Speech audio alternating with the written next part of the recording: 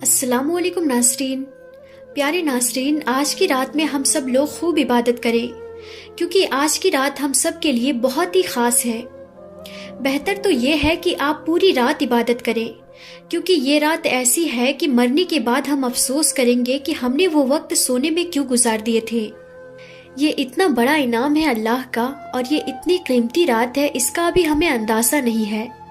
اسی لیے پوری رات اگر جاگ کر عبادت کر سکتے ہیں تو بہت اچھی بات ہے، بہت اچھا ہے۔ لیکن صبح سے شام تک ہم لوگ کام دھندے میں لگے رہتے ہیں۔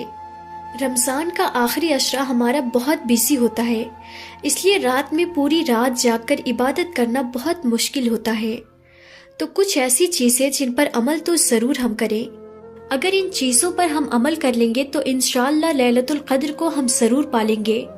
آئیے میں آپ کو بتاتی ہوں کہ شب قدر کو پانے کا، شب قدر کو حاصل کرنے کا آسان نسخہ کیا ہے۔ پہلی چیز کہ فجر کی نماز اور عشاء کی نماز جماعت کے ساتھ ضرور پڑھیں، اور عشاء کی نماز جماعت کے ساتھ پڑھنے کے بعد تراویح ضرور پڑھیں۔ ہم لوگ یہ سمجھتے ہیں کہ قرآن مجید مکمل ہو گیا، اب تراویح کی چھٹی ہو گئی، مسجدیں خالی ہو جاتی ہیں، کوئی تراویح پڑھنے نہیں جاتا۔ یہ غلط بات ہے۔ عشاء کی نماز جماعت کے ساتھ پڑھیں اور تراویح بھی پڑھیں، اور فجر کی نماز جماعت کے ساتھ پڑھیں۔ سحری کر کے آپ سو گئے، یہ غلط طریقہ ہے، کیونکہ اللہ کے نبی صلی اللہ تعالی علیہ وسلم کا مبارک ارشاد ہے کہ جو شخص عشاء کی نماز جماعت کے ساتھ پڑھتا ہے اور فجر کی نماز جماعت کے ساتھ پڑھتا ہے تو اس کو اللہ تعالیٰ پوری رات عبادت کرنے کا ثواب عطا فرماتا ہے۔ اسی لیے عشاء کی نماز پہلا عمل، عشاء کی نماز اور تراویح آپ کو پڑھنی ہے، اور فجر کی نماز آپ کو جماعت کے ساتھ پڑھنی ہے۔ دوسرا کام ایک دعا ہے لیلۃ القدر کی، خاص طور پر اللہ کے نبی صلی اللہ تعالی علیہ وسلم نے وہ دعا سکھائی، وہ دعا ضرور مانگیے گا۔ اس دعا کا خوب اہتمام کریں۔ یہ دعا خاص طور پر رسول اللہ صلی اللہ تعالی علیہ وسلم نے لیلۃ القدر کے لیے امت کو سکھائی، اسی لیے اس دعا کو خوب مانگے اللہ سے۔ تیسرا کام یہ کرنا ہے کہ تہجد کی نماز خاص طور پر پڑھنی ہے۔ تہجد کی نماز مس مت کیجیے۔ آپ لیلۃ القدر میں تہجد کی نماز میں آپ 2 کر کے 4 رکعت بھی پڑھ سکتے ہیں، یا پھر 6 بھی پڑھ سکتے ہیں، یا پھر 8 رکعت بھی پڑھ سکتے ہیں۔ کم از کم 4 رکعت تو ضرور پڑھیں۔ چوتھا کام، کم از کم 1 پارہ تو قرآن مجید کی ضرور تلاوت کریں۔ 1 پارہ نہیں کر سکتے، پاؤ پارہ کریں۔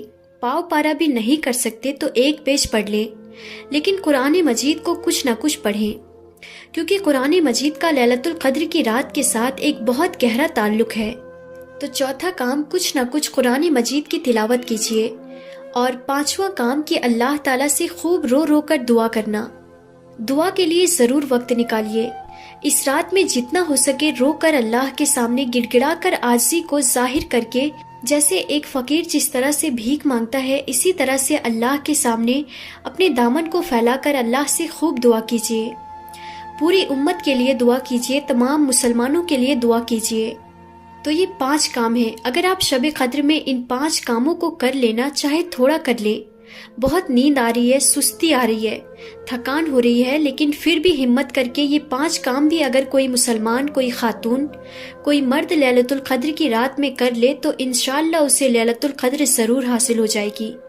یہ آسان طریقہ ہے لیلۃ القدر کو حاصل کرنے کا۔